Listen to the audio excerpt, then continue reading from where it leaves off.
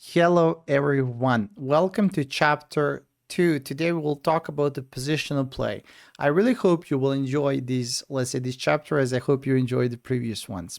We will talk about the game between the former world champion, Smyslow Vasily. He had the white pieces and he played also against the strong grandmaster Ragozin Vyacheslav. So we'll take a look in this game. Again, I just want to remind you, so we will go through every aspect of the game, not only positional that I'm focusing this chapter. We'll talk about the openings, a little bit about the middle game as well, about different plans, and of course in the way how, for example, here Smyslow won this game by using just a perfect moves. So we will go everything from the start till the end. And just to let you know again, when I finish this first part of the lesson, we'll do like a kind of like a recap where we can, let's say, I will be a little bit faster, but we will just go to the critical points. You can understand this game and the plans even more. So let's take a look and I hope you will enjoy. So here in the position of the board, Smyslow started with the move e4, black played the move e5, and now after the move knight f3, black played the move knight to c6. So here we have a lot of different ideas how white can play. Here I already put the arrow for the move like knight to3 and let's say knight to f6. This is a 4 knights opening, very popular in these days as well. Of course, in this position here, Smyslow played the move bishop to b5, and we're entering immediately Ruy Lopez variation of the Spanish opening. Here, as well, I wanted to say a couple of words. So here, if white pushes d4, we're entering the Scotch opening. And if white goes with the bishop c4, we have an Italian game. But let's focus for the Ruy Lopez here. White played the move bishop to b5. And here, black has a choice. Two main moves here are the move after the bishop to b5 is the move a6. With this move, black will immediately attack the bishop, or let's say here a different approach. The move is knight to f6 that we call Berlin defense. This opening is also pretty solid and very popular on the top level.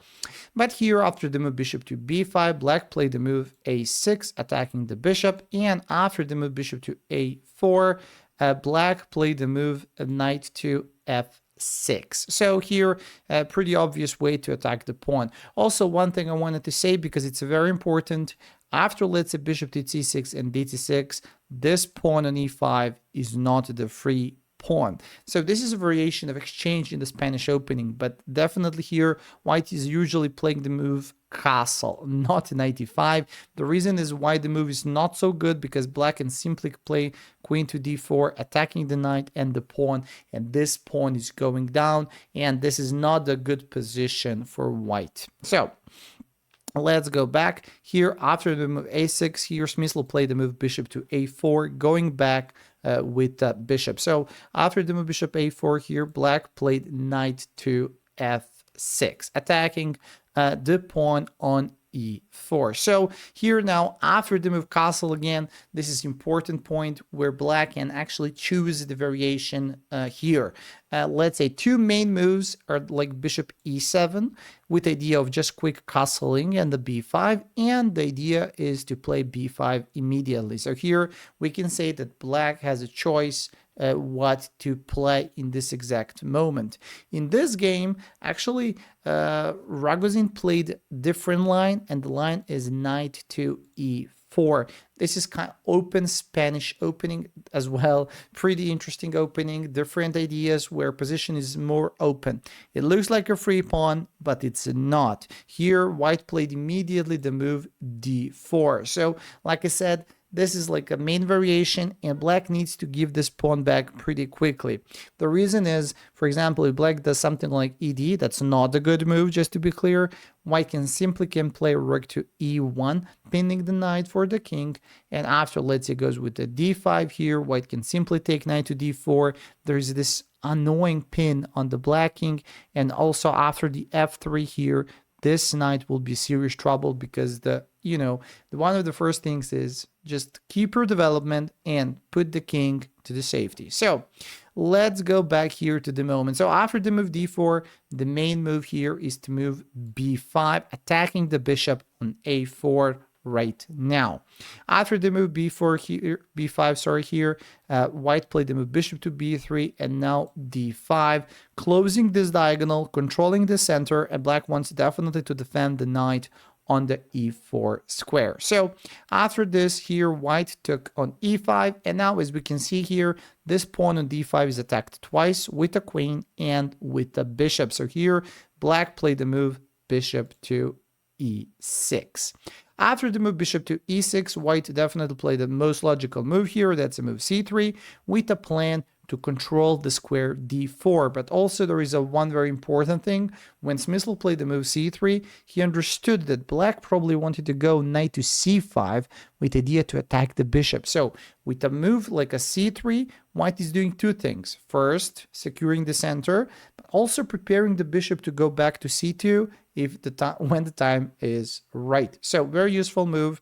Now black played the move bishop to c5, again pretty logical, developing the bishop. And now white played the move knight to bd2 with the plan to target this knight on e4 to trade in the right moment. So now after the move castle, it's very interesting to say, but in the top level, this is still the opening. And now I just want to explain a little, let's say, one detail. For example, in this position, move knight e4 is not good. The point is white is not losing, but white will not lose the game, but white will lose the advantage. So here I would like to explain it what will happen. So let's say here black takes the e4, and now the problem is that this knight is under attack on the square g5. So now when we move the knight, black simply can trade one, trade two, and there's this very nice, I like to call this in between move, the move e3, closing this diagonal of the bishop, and now this pawn on e5 will go down in the next couple of moves. So after this here, white, let's say take, let's say trade the queens. I'm going a little bit faster here.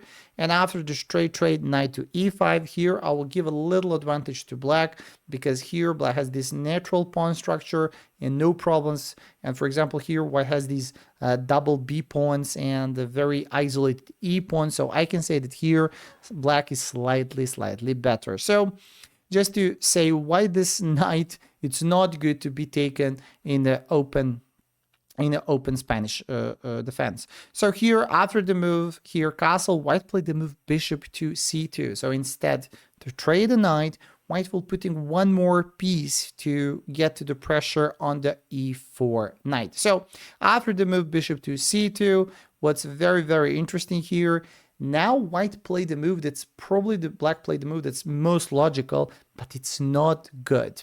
In this position, black took knight to d2. The problem that looks like pretty logical, yeah, like black wants just to take because it's already 2 times attacked. But what's very interesting here is that if he goes like a move like a knight to d2, after the move queen to d2, almost all the white pieces are looking toward the black king through these diagonals b1 h7. So light square diagonal is a problem. Dark square, knight is going to g5. So after this trade, Rogozin put himself in a very tough spot. So let's go back a couple of moves. So again, like I said, I would like you to improve your openings as well. So here, when you check the openings book, here the main move for black is actually to take knight to f2. The reason for this looks like, wow, okay, so black is giving 2 pieces for the rook and the pawn. Usually that's not good. But here, after the rook f2, bishop f2, king to f2, there is this move f6. And this is the reason why this position is very popular in these days. The reason is that after ef and queen f, the king on f2 is a kind of like a bit more open, and that's the reason why black has a counterplay in this position. So here you can find a lot of wins for white, a lot of wins for black, and I will say the position is unclear. But definitely this game was played a long time ago. The theory was not kind of like developed in that time, so it's pretty logical that black played a move that looks very let's say normal, but definitely not good from the positional point. So here, after the move knight to d2, white simply took with the queen. Like I said, the positional problem for black is that all the white pieces are looking toward the black king. Here, black played the move knight e7. I will say pretty logical move because black wanted to put the bishop on f5, at least to trade this very dangerous c2 bishop. After the move knight e7, I will say here, white first played one useful move. The move is b4. The point with b4 is like to attack that bishop on c5 and to stop any future pawns to c5. So kind of like with the move b4, white wants to move the bishop back, but also to control the pawn structure of black. Here, after the move b4, black played the move bishop to b6. And now it's a time for white to start his play. White played the move knight to g5. The reason why I put this game to, let's say, positional chapter is because I want you to see how white pieces are dancing. You will see how they go always to the right squares, and that's a beauty of this game. After the move knight g5, as we can see here, the problem is that this pawn on h7 is attacked twice. And now black, I think black here has a choice, but let's say here, I'm sure that Ragozin played pretty quickly the move bishop to f5. I just want to explain one move. For example, if black goes with the move h6, the problem is that white will simply take the bishop, and now after the queen d3, all these light squares around the black king will be a serious trouble. So that will cost him very, very much. So after the move queen to d3, knight to f5, there is a move g4, and now we can simply attack the knight and prepare this h7 square for the problem. So here, after the move, let's say knight to g5, here black played the move bishop to f5. That was like the point and idea. The problem is, from strategical or positional point of view, this is a very good move for black because black wants just to trade the light square bishops. But the problem is that other black pieces are not ready to support, and you will see why. After this move here, white simply took bishop to f5. After knight takes, now beautiful move, and that's just positioning the queen on the right place. Here, white played the move queen to d3. After the queen d3, we can see that now white queen is in this beautiful diagonal, but the problem is, for black, of course, is that black can't move the knight. Obviously, if this knight moves anywhere, there is a checkmate. So after the move, and the move is a queen to d3, now black has a choice. But here, I will say the only choice for black here is to play a move g6.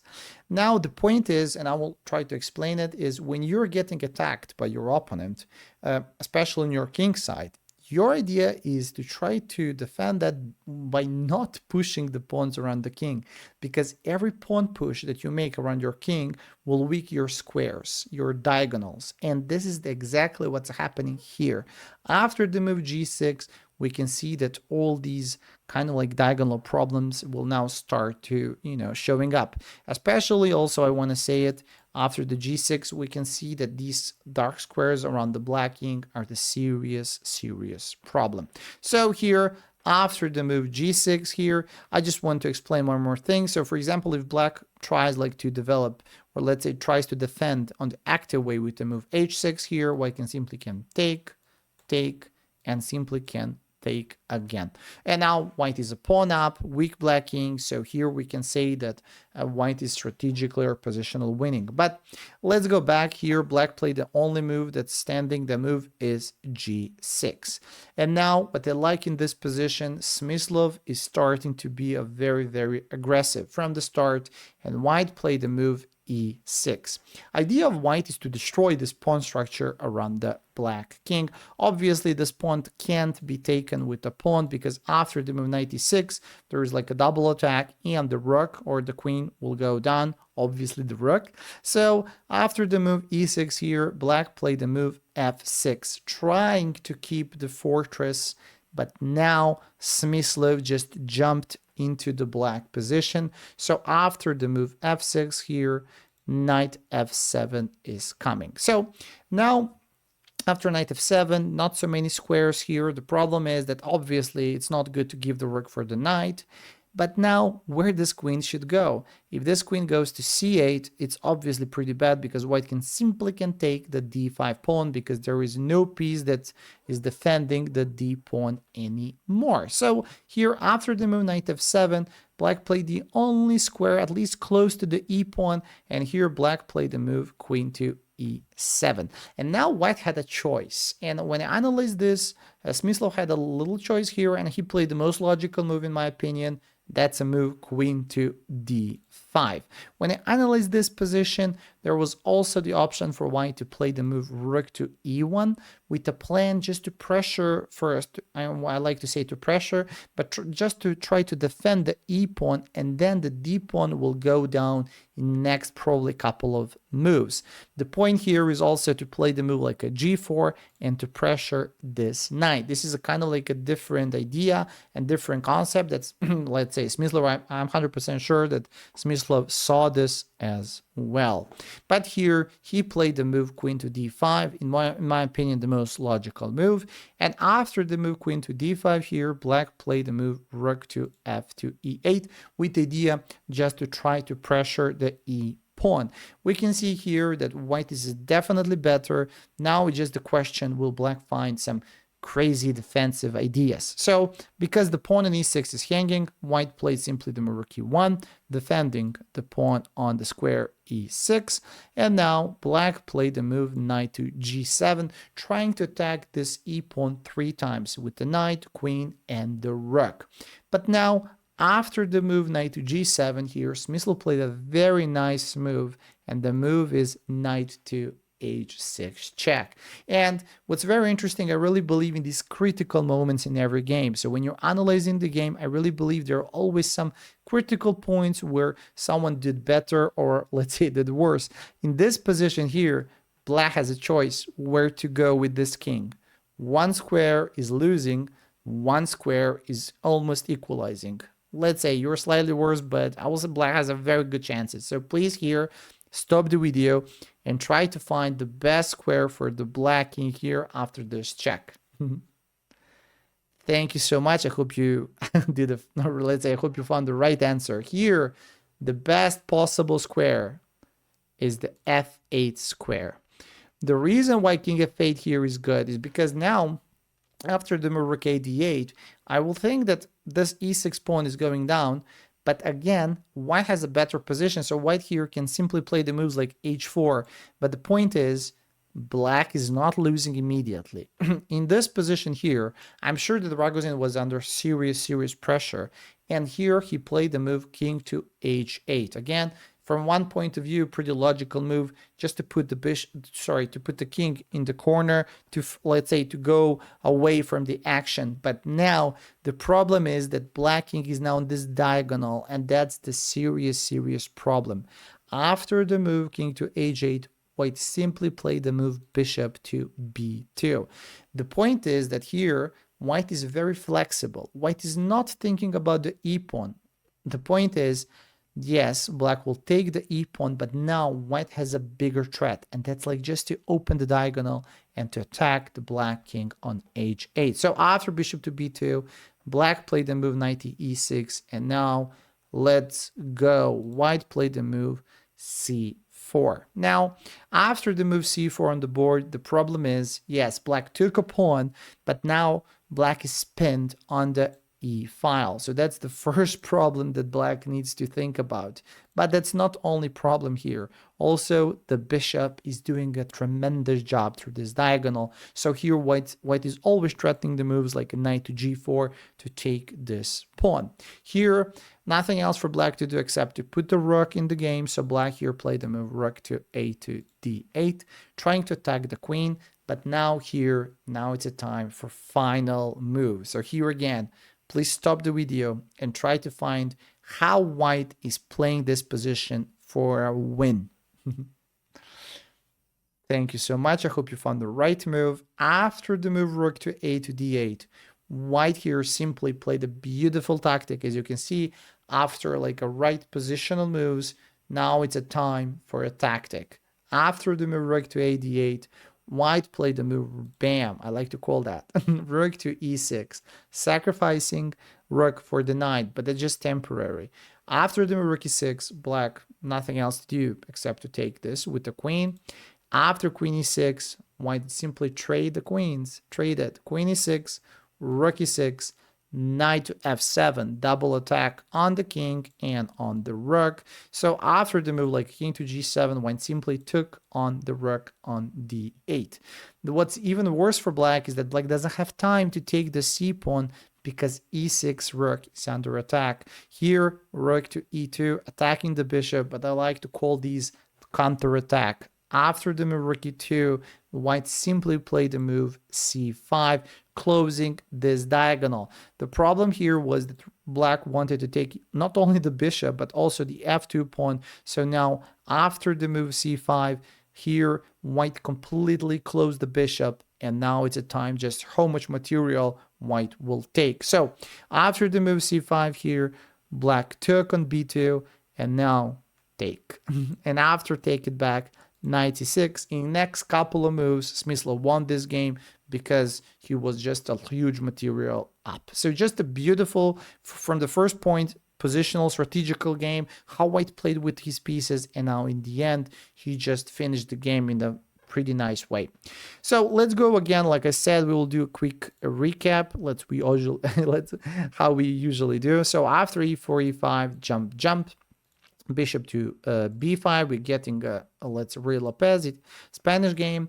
A6, white moved back to a4, knight f6, and castle. First interesting moment that here in this position Ragozin is choosing to play open Spanish with the move knight to e4. Now the main variation for white is to try to open the center as faster as possible with the d4, and now black played the move b5, attacking this bishop on a4. So here white simply moved the bishop back, and after d5 takes.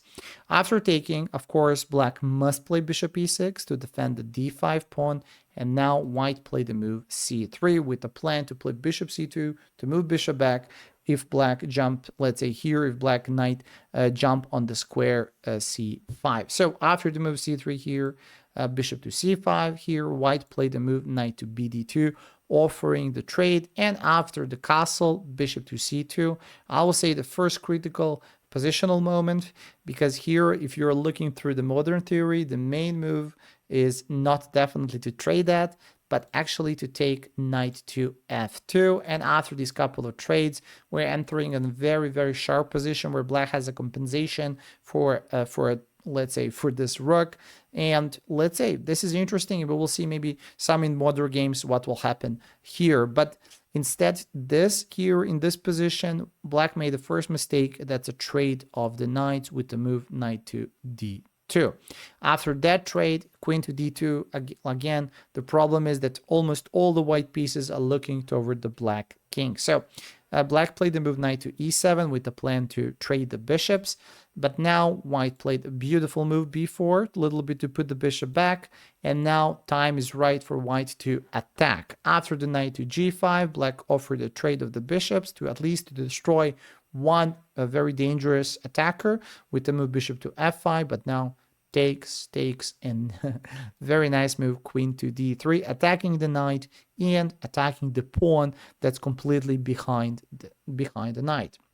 Nothing else for black to do except to play the move g6. Here I also maybe forgot to say, let's say if black goes with the move queen to d7, the problem is that black can't play this because of the move g4, and again, the pawn on h7 will just go down. So here, black played the g6. Again, whenever you play with the pawns around your king, there are like a new weaknesses around the king, and I think that's the problem. So now after the move g6, white played the move e6. Plan is, let's just open the fortress around the king. So here, black tried to close with f6, but now this annoying knight is entering the position with the move knight to f7.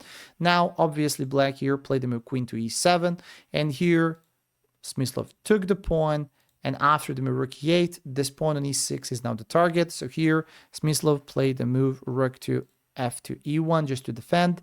And after the knight g7, knight h6, I will say this is the second critical moment where black picked the wrong square for the king. King f8 will bring new fight, I will say, but instead Black put the king to h8 in the corner, and the point is that this is a positional mistake, because now after the move bishop to b2, white is not interested to defend the e-pawn, but just to open diagonal and to punish the black king. So after this knight e6, just we go c4.